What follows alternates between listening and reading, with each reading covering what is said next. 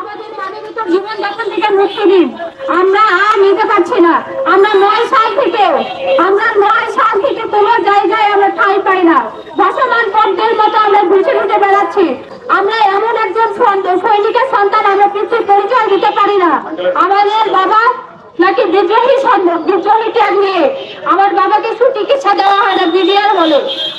আমরা ভালো স্কুলে পড়তে পারি না, আমার বাবা বিডিআর বলে। কেন এই বৈষম্যগুলো কেন আমাদের সাথে করা হয়েছে? আমরা তো চাইছিলাম যে আমাদের সুন্দর একটা ভবিষ্যৎ হবে, কিন্তু সেই ভবিষ্যৎ থেকে আমাদেরকে বঞ্চিত করা হয়েছে।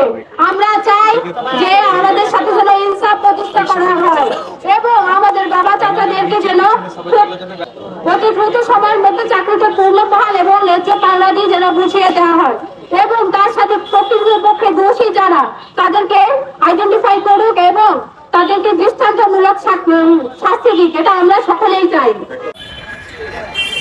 কেউ কি আসবে?